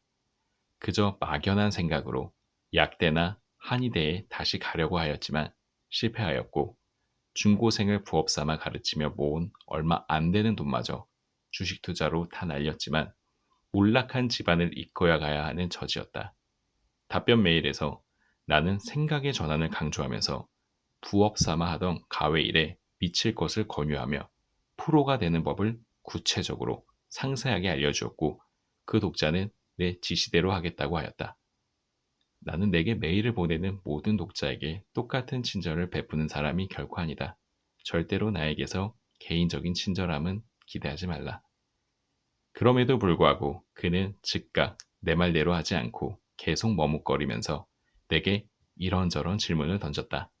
하지만 그의 질문들은 정확히 표현하면 궁금한 점들이 아니라 안달이었고 내가 이렇게 한다고 해서 과연 세이노 말처럼 될까 하는 끊임없는 의심이었다. 왜 사람들은 내가 이미 실제로 경험한 것을 말해주는데도 믿지를 못할까? 정말 이러한 의심은 미래를 미리 계산하여 보아야 직성이 풀리는 가난한 자들의 공통적 특성이다. 승자는 일단 달리기를 시작하면서 계산을 하지만 패자는 달리기도 전에 계산부터 먼저 하느라 바쁘다. 유대경전에 나오는 말인데 정말 진리이다.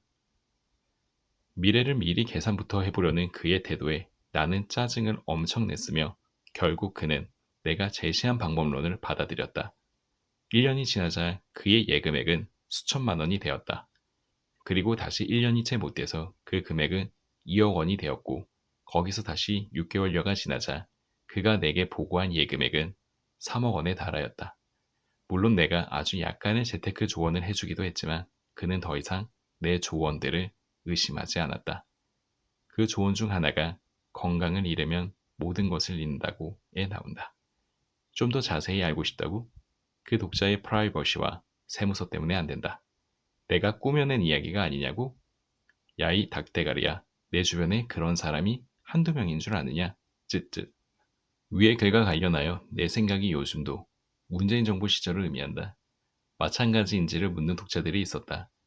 나 같은 베이비붐 시대에는 산업화 시대를 거치면서 자산 형성이 비교적 손쉬웠으나 지금은 아파트 가격이 엄청나게 뛰어오르는 절망의 시기인데 여전히 미래를 계산하지 말라는 말이 맞냐는 것이었다. 내 대답은 동일하다. 지금 시기에도 미래를 미리 계산하지 말아라. 끝없이 올라갈 것만 같았던 부동산 가격도 이미 2022년 중반부터 하락 일변도로 바뀌었지 않은가. 가까운 10여 년 전하고 비교하여 보자. 2006년부터 2008년까지 부동산 가격은 최고 상승을 이어갔다. 2006년 12월 4일 한겨레 신문은 11월 집값 강풍이 불면서 집값 상승률이 16년 만에 최고로 올랐다고 보도했다. 하지만 2009년 말부터는 아파트값 하락세가 본격화된다는 뉴스가 나오기 시작하였고 2010년도부터는 집값이 하락하는 가운데 전세만 강세로 이어지는 현상이 지속된다. 즉 2010년부터는 집값이 안정적이었고 실업률도 낮았는데 그때는 희망이 넘쳐났을까? 한겨레 20일에서 2010년 4월에 발표하였던 탐사기획 연구빈곤 보고서를 보자. 그 보고서의 서두는 이렇게 시작된다. 지금은 가난해도 열심히 일하고 자식 교육을 잘 시켜 나중에는 혹은 내 자식들은 잘 살 수 있도록 하겠다는 희망의 절대 빈곤은 사라졌다. 그 자리에 나중에도 혹은 내 자식들도 남들처럼 잘 살기는 어려울 것 같다는 절망의 상대 빈곤이 자리 잡고 있다. 세상에 대해 분노를 느끼는가? 노인 플러스 성인 자녀 가구 23.1%가 그렇다고 답했다. 노력해도 가난에서 벗어날 수 없다고 생각하는가? 노인 플러스 성인 자녀 가구의 58.5%가 그렇다고 답했다. 같은 응답을 한 노인 가구는 48.8%였다. 부자들에 대한 부정적인 인식과 세상에 대한 분노를 묻는 질문에서도 노인 플러스 성인 자녀 가구는 노인 가구보다 강렬하게 응답했다. 노인 플러스 성인 자녀 가구의 38.5%는 부자들이 불법, 편법으로 돈을 번 것으로 생각하고 있었다. 이러한 내용이 과연 지금하고 크게 다른 게 있을까? 시대와 상관없이 절망의 골짜기는 언제나 깊이 파여 있었고 그 골짜기 위의 하늘은 언제나 회색빛이었다. 덧붙여 나는 마블이나 DC의 영화들을 별로 좋아하지는 않지만 다크나이트 라이즈에 나오는 명장면을 기억한다. 지하동굴 감옥에서 웨인이 빠져나오려고 몸에 밧줄을 묶고 벽을 타고 기어 올라가는 장면 말이다. 마지막 단계는 꽤 거리가 먼 곳에 돌을 잡아야 하는 것. 그것을 못 잡으면 떨어져 죽는다. 이미 웨인은 밧줄을 몸에 묶고 시도하였으나 실패한 바 있다. 하지만 깨닫는다. 밧줄을 몸에 묶는 것 자체가 실패하여 떨어져 죽는 것을 두려워하기 때문이라는 것. 최후의 웨이는 밧줄 없이 맨몸으로 동굴벽을 오르기 시작한다. 그리고 성공한다.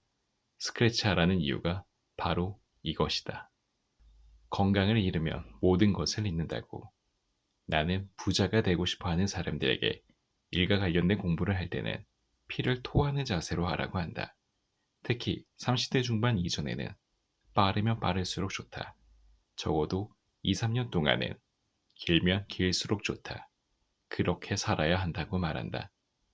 길거리에서 허비하는 시간이 없어야 하므로 최대한 일터나 학교에 가깝게 살면서 시간을 아끼고 밥을 많이 먹으면 졸려서 책을 제대로 읽지 못하므로 밥을 굶거나 조금만 먹으라고 하고 시간을 철저하게 아끼려면 라면 하나를 끓여 먹는 시간도 아껴야 하므로 그냥 생으로 씹어 먹으라고까지 말한다. 내가 그렇게 말을 하면 사람들이 꼭 하는 말이 있다. 그러다가 건강을 해치면 모든 것을 잃는다고 말이다. 자기도 그렇게 해보았는데 위장병만 생기는 바람에 아직도 고생한다는 말도 하고 책상에 오래 앉아 있다 보니 요통만 생겼다고 하기도 하며 돈을 잃으면 조금 잃은 것이요 명예를 잃으면 많이 잃은 것이다. 그러나 건강을 잃으면 전부를 잃은 것이다 라고 강조하면서 역시 건강이 최고라고 말한다. 정말 그렇다면 건강 걱정하면서 그렇게 계속 튼튼하게 살아라. 81년부터 90년까지 10년간 언론에 게재된 자살기사 총 411건을 분석한 논문 중앙대 의대 박동철에 따르면 자살 동기는 경제적 가난이 86건, 21%로 가장 많았고 다음으로 정서적 갈등 79건, 19%, 부부 갈등 66건, 16%, 학업 문제 24건, 6% 등의 순이었다. 또 자살의 심리적 원인은 절망 및 고독감 117건, 29%, 열등감 52건, 13%, 갈등 상황 도피 47건, 11%의 순으로 조사됐다. 연령층별 자살률은 20대가 가장 높고 다음으로 30대, 10대의 순으로 나타났으며 남자가 여자보다 2배가량 많았다. 그로부터 10여 년이 지난 뒤 통계청이 내놓은 99년 한국인의 사망 원인 분석에서도 자살자는 10에서 30대에 집중되는 현상을 보였고 그들 세대에서 자살은 교통사고 다음에 최대 사망 원인으로 나타났다. 즉, 자살자들은 젊고 싱싱하고 건강한 10에서 30대 중에서 가장 많이 나오며 건강 상실이 동기가 되어 자살하는 사람은 많지 않음을 알 수 있다. 이것 좀 이상하지 않은가? 흔히 사람들은 건강을 잃으면 모든 것을 잃는다고 하고 모든 것을 잃었다면 당연히 절망하여 자살할 것 같은데 그런 이유로 인해 자살하는 사람들보다는 건강하고 탱탱한 몸을 갖고 있음에도 살고 싶어 하지 않는 사람들이 대다수라는 사실 말이다. 건강하면 모든 것을 다 가지고 있는 것이나 다름없는데도 왜들 그렇게 죽으려고 하는 것일까? 몸이 건강하다고 해서 모든 것을 다 갖게 되어 고민 끝, 절망 끝, 행복 시작이 되는 것은 아니기 때문 아닌가? 어느 독자에게 프로 가회 선생이 되는 쪽으로 삶의 방향 전환을 권유했던 적이 있다. 그때 일을 어떻게 하는지 방법론을 구체적으로 알려주면서 빠지지 않은 사항이 있는데 농땡이 치지 말고 학생을 손님으로 여기면서 하루 종일 가르치는 것과 관련된 일, 즉 교재를 준비하는 일과 가르치는 일에만 미친 듯 몰두하라는 것이었다. 일요일이건 공휴일이건 간에 쉬지 말라고 했다. 그가 내 지시대로 몇 개월을 하다가 일주일에 하루 정도는 쉬고 싶다고 하였을 때 내가 한 말은 엄살 떨고 있네. 아직도 정신을 차리지 못했다. 였다. 1년 정도 지나 피곤함에 쓰러져 며칠 동안 병원에 있었다는 메일을 받았을 때 내가 한 말은 당장 종합 비타민을 2알씩 먹어라. 였다. 돈도 좋지만 건강을 잃으면 모든 것을 잃지 않느냐는 그의 말에 내가 한 말은 이랬다. 그 잘난 건강을 가지고 있었을 때 너는 당장 죽고 싶은 마음뿐이었지 않은가. 자살하는 사람들 중 99%는 건강한 몸을 갖고 있으면서도 스스로 목숨을 끊는다. 그러니 개소리 말고 밥이나 철저하게 제때 찾아 먹어라. 차가운 샌드위치라도 제때 먹기만 하면 죽지는 않는다. 내가 그에게 한 달에 하루는 푹 쉬어도 좋다고 한 시기는 그의 예금액이 2억 원을 넘어가기 시작했을 때였는데 메일을 주고받은 지 2년이 채 안 된 시기였다. 세계보건기구는 건강을 신체적으로 병이 없는 상태이면서 정신적, 사회적으로도 안녕인 상태라고 정의한다.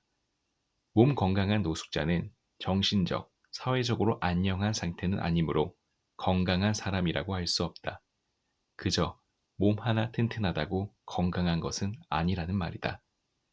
정신적, 사회적으로 안녕한 상태가 아니면 육체적 건강은 위협을 받는다. 핀란드의 투르크시 직업병 전문 연구소가 조사한 바에 의하면 경기가 침체 국면에 있을 경우 근로자들은 더 많은 질병을 앓게 되는데 고용 불안과 일터에서의 분위기 변화 등으로 불안감이 생기기 때문이라고 하며 실제로 실직하게 되면 사망률마저 높아진다고 한다. 이에 덧붙여 핀란드 헬싱키 대학의 연구팀은 250만 명을 대상으로 조사한 결과 실업률이 낮을 때 실직하면 사망하기 쉬우나 실업률이 높을 때는 그럴 가능성이 작아진다는 것도 발견하였다. 연구팀은 실업률이 낮을 때 실직한 사람은 본래부터 건강에 나쁜 생활 습관과 성격 등을 가지고 있었을 가능성이 높기에 사망률이 높은 것이며 실업률이 높을 때는 심신이 건강한 사람들도 실직할 가능성이 높아지고 주변에 실직자가 많다 보니 실직으로 인한 스트레스도 줄어들어 사망률이 낮다고 덧붙였다. 한편 의학자들은 자신의 능력을 넘어서는 가중한 업무를 하게 되면 정신적, 육체적 스트레스가 지속적으로 누적되면서 신경이나 관절 등 신체 조직이 긴장하여 면역력이 떨어지고 뇌출혈, 심혈관계 질환, 뇌경색, 심근경색 등을 일으키게 된다고 한다. 이런 연구 결과들을 종합하여 보면 결국 능력을 키워야 스트레스도 줄일 수 있고 건강도 유지 가능하다는 사실을 알 수 있다. 능력을 키우려면 내가 권유하는 바대로 공부를 할 수밖에 없다. 하지만 밤늦게까지 공부를 하고 낮에 일을 하게 될 때 느끼게 되는 피곤함이나 체력의 한계는 어떻게 극복하여야 할까? 나는 하루에 열 몇 시간씩 육체를 혹사시키라는 것이 아니다. 육체에는 한계가 분명 있다. 때문에 적절한 휴식이 필요하다. 우리 몸은 기계가 아니니까 말이다. 하지만 두뇌의 활동에는 그런 한계가 없다고 나는 믿는다. 휴식 심야 영화를 보건 음악을 듣건 뭘 하건 간에 두뇌는 생각을 멈추지 않는다. 잠을 자지 않는 이상 두뇌는 계속 활동한다. 심지어 잠을 자는 동안도 눈동자가 움직이고 렘 수면 상태, 뇌파의 변화가 있는 것을 보면 두뇌는 수면 중에도 완전히 쉬고 있는 것은 아닌 듯 싶다. 내가 피토하듯 하라는 것은 어느 한 분야에 정신을 계속 집중시키면서 두뇌를 계속 사용하라는 뜻이다. 물론 건강을 해치면서까지 그렇게 하여야 한다는 뜻은 아니다. 그러나 엄살은 부리지 말라. 나 역시 건강체는 아니다. 몸무게도 표준 체중 미만이고 나이 50에 허리둘레 30인치를 갖고 있을 정도로 말랐다. 아주 어릴 때부터 잔병치레가 많았고 큰 병도 몇 번 앓았던 경험이 있다. 번역 일을 할 때는 하루 열 몇 시간 이상 원고지를 메꾸느라 어깨가 떨어져 나가는 듯한 아픔을 늘 갖고 살았다.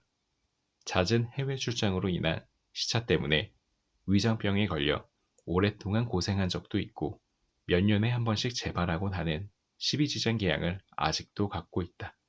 급성 폐렴에 걸린 줄도 모르고 지독한 감기에 걸렸나 보다 생각하며 돌아다니다가 병원에 초응급으로 입원한 적도 있다.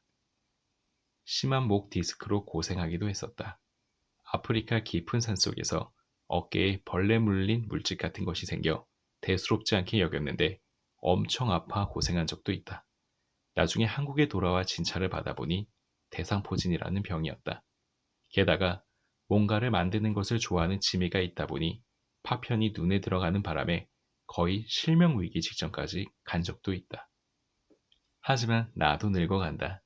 30대만 하더라도 코를 골거나 이를 갈거나 방귀를 끼지 않았는데 지금은 이를 갈거나 코를 골 때도 많다고 하며 가끔 저녁에 방귀도 뿡뿡 끼는 것을 보면 몸이 확실히 예전과 같지는 않다. 내가 20대부터 40대 초까지 열심히 일을 하면서도 한편으로는 계속 뭔가를 읽고 배워나갈 수 있었던 것은 신체 리듬을 유지하였기 때문이다. 한창 일하였던 시기에는 취미생활을 위해 몸을 많이 사용하는 것을 극도로 고려하였는데 그 다음 날의 컨디션을 유지하기 위함이었다. 오늘 밤에 읽어야 할 책이 있다며 나는 절대 술을 마시지 않는다. 새벽까지 술을 마심으로써 다음날 엉망이 된 경우도 있었지만 그런 경우는 10년에 한 번 정도뿐이었다. 내가 제일 싫어하는 직원들은 술을 통제하지 못하고 마셔대는 사람들, 교회에서 철야 예배를 마치고 출근하는 사람들, 일요일에 등산이니 뭐니 하면서 몸을 극도로 사용한 뒤 월요일에 출근하는 사람들이었다. 나는 육체의 리듬을 깨는 일은 토요일에 할 것을 권유한다. 사람들이 무엇인가 열심히 하다가도 육체적, 정신적 스트레스를 견디지 못하고 결국은 건강이 최고다라는 말에서 피난처를 찾는 이유는 무엇일까? 우선 그 노력의 결과가 즉각 가시적으로 나타나지 않기에 기쁨을 즉시 느끼지 못하기 때문이다. 예컨대 학생의 경우 죽어라고 공부한 결과 몇 개월 후 치른 시험에서 성적이 쑥 올라가게 되면 그때부터는 신이 나서 누가 뭐라고 하건 간에 공부하게 되고 자기가 공부하는 것에 대한 나름대로의 깨달음도 얻는다. 그러나 그렇게 노력하였음에도 불구하고 성적에 변화가 없었다면 노력할 마음은 사라지고 오히려 육체적, 정신적 스트레스에 시달리게 되면서 소화가 안 된다느니 등등 갖가지 질병을 달고 다니게 된다. 사람들이 노력을 열심히 하지 못하는 이유 역시 비슷하다. 몇 개월을 열심히 해보아도 수입이 즉각 느는 것도 아니고 남들이 알아주는 것도 아니다. 가시적 효과가 바로 나타나지 않으니 필요성을 느끼지 못하며 결국 실증만 느끼게 된다. 쉬고 싶어진다. 그렇다면 육체적, 정신적 스트레스에서 벗어날 해법은 무엇인가? 첫째, 가시적 결과를 외부에서 찾지 말고 내부에서 찾아라. 당신 자신의 노력을 인정해주고 칭찬하여야 할 주체는 타인이나 직장이나 사회가 아니다. 왜 상을 누군가로부터 받으려고 하는가? 상은 당신이 자기 자신에게 주는 것이 진짜이다. 새겨들어라. 훌륭한 화가는 자기 그림이 마음에 들 때까지 붓을 놓지 않는 법이다. 당신 역시 자신이 알고 있는 지식 수준에 스스로 흡족할 때까지 공부하고 노력해라. 스스로 얻게 되는 뿌듯함, 내가 여기까지 알게 되었구나 하는 벅찬 기쁨, 이런 것들을 소중히 여길 때 스트레스는 사라진다. 둘째, 쉬고 싶은 이유를 생각하여 보라. 당신이 허약 체질이라도 재미있는 컴퓨터 게임은 쉬지 않고 24시간 이상도 할 수 있을 것이다. 재미를 느끼는 데다가 육체적 에너지의 손실이 크지 않고 두뇌를 사용하는 일이기 때문이다. 육체 노동이 아닌 일에서 자꾸 쉬고 싶어지는 이유는 재미를 느끼지 못하기 때문이다. 그러므로 몸이 비비 꼬이고 실증이 날 때는 자기가 재미를 느끼지 못하는 이유를 스스로 파악하여야 할 것이다. 재미를 느끼기만 한다면 스트레스는 더 이상 주어지지 않는다. 셋째, 노력한 만큼의 대가는 반드시 주어진다는 것을 믿어라. 문제는 그 시기가 당신이 생각하는 시간보다 더 미래에 있다는 점이다. 이것을 나는 보상의 수레바퀴는 천천히 돈다. 가속도가 붙기까지는 이라는 말로 표현한다. 그러나 사람들은 그 사실을 모른다. 노력을 해도 대가가 주어지지 않는 일도 물론 있다. 미련하게 무조건 한 우물을 파지는 말라는 말이다. 넷째, 긴장감을 잃지 말라. 긴장감이 있다면 싫은 것을 오랫동안 억지로 하여도 탈이 나지 않는다. 전쟁터에서 식사도 제때 못하고 잠도 제대로 못 자는 병사들이 건강을 해쳐 죽었다는 말 들어본 적 있는가? 이것 아니면 죽는다는 긴장감 때문에 그럴 틈이 없다. 군대를 다녀온 사람은 알 것이다. 제 아무리 몸이 아파도 점호 시간에는 정신이 번쩍 든다는 것을. 결국 모든 것은 당신 정신 상태에 달려 있다는 말이다. 죽기 아니면 까무러치기라는 식으로 자기 자신에게 배수의 진을 치라는 뜻이다. 그래도 당신은 여전히 육체의 건강을 우선으로 친다고? 아무도 안 말린다. 그러나 그 튼튼한 몸이 도대체 왜 필요한지 그 육신의 존재 이유를 한 번쯤 생각하여 보면 어떨까? 그저 오래 살기 위해서? 내 건강이 어떠한지 묻는 메일들을 자주 받는다. 최근에는 아직 살아계실지에 대한 생각도 조금은 듭니다. 혹시나 영면하셨다면 명복을 빕니다라는 메일도 받았다. 나는 아직까지는 그럭저럭 괜찮지만 세월을 이길 수는 없지 않은가. 10분 이상 고민하지 말라. 어니제이 젤린스키의 느리게 사는 즐거움, Don't hurry, be happy에 이런 말이 나온다.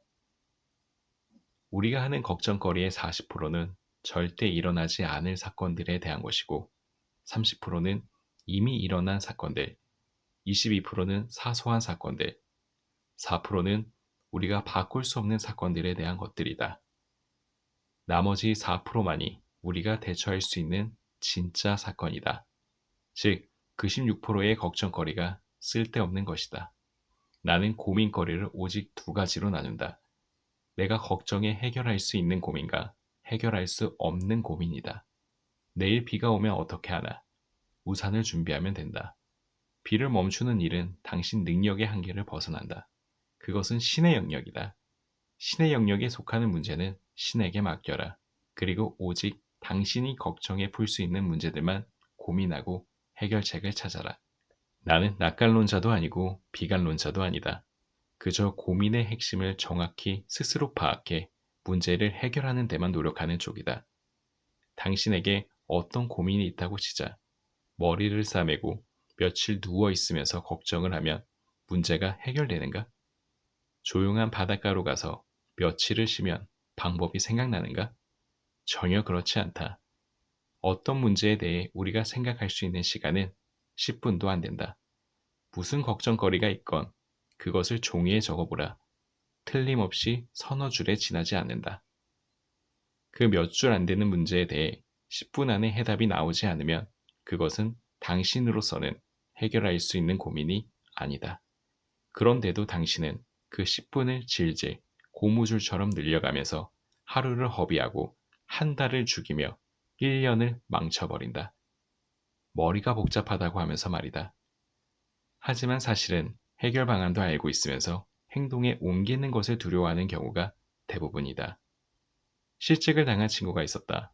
살아갈 길이 막막하다고 몇 개월을 고민하고 술에 취해 있는 모습을 보았다.